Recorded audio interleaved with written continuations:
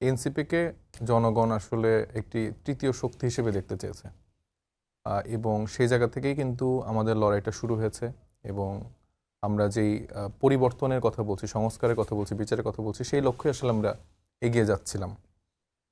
সেই লক্ষ্য মানে পরিপূর্ণ হওয়া বা পূর্ণ হওয়ার যেই জায়গাটা, সেটা অনেক ক্ষেত্রে অনেকভাবে বাধাগ্রস্ত হয়েছে পুরানো যে এস্টাবলিশমেন্ট, যেই মানুষজন সিস্টেমের ভিতরে রয়ে গিয়েছিল বা পুরানো রাজনৈতিক দল যারা আসলে বর্তমানে তাদের কার্যক্রম চালনা করছে, তাদের একটা ভূমিকার জায়গা থেকে সব মিলিয়ে আসলে তরুণদের যে চিন্তার জায়গাটা, সেটা অনেকাংশেই আসলে বাধাগ্রস্ত হওয়ার সর্বশেষ একটি করুণ পরিণতি আমরা দেখলাম আমাদের শহীদ হাদির হত্যাকাণ্ডের মধ্য দিয়ে। সে কিন্তু পরিপূর্ণভাবে নতুন রাজনৈতিক বন্দোবস্তর যেই বয়ানটা আমরা দিচ্ছি, যেই ধারণাটা আমরা দিচ্ছি, সেটা সে ধারণ করতে এবং সেই লক্ষ্যে সে এগিয়ে যাচ্ছিল। কিন্তু তফসিল ঘোষণার পরের দিনই আসলে আমরা দেখলাম তার পরিণতি কি হলো।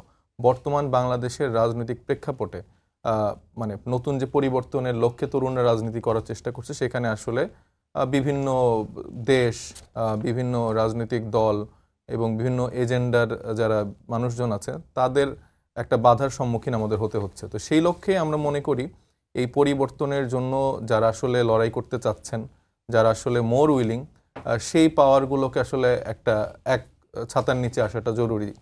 তো সেই জায়গা থেকে বর্তমানে সেটা হয়েছে। যদিও আমরা মনে করি যে আসলে যদি 300 আসনে এনসিপি এককভাবে ইলেকশন করতে পারতো, সেটা খুবই ভালো হতো, কিন্তু বর্তমানের যে বাস্তবিক যে প্রেক্ষাপট, সেটার অনুযায়ী আসলে আপনারা তো ঘোষণাও দিয়েছিলেন যে 300 আসনে আপনারা প্রার্থী দিবেন বা আপনারা এককভাবে নির্বাচন করবেন, এরকম একটা ঘোষণা দিয়েছিলেন। আমরা ঘোষণা দিয়েছি, সেই অনুযায়ী আমরা মনোনয়নপত্র ফর্ম বিক্রি করেছি এবং আমাদের প্রিপারেশনে সেই অনুযায়ী কিন্তু রয়েছে, এখনও স্টিল রয়েছে। কিন্তু বাংলাদেশের প্রেক্ষাপটে ঢাকা 8 আসনের যেরকম একটা ঘটনা ঘটে গেল, ঢাকার বাইরে সিচুয়েশন আরও ডিফিকাল্ট।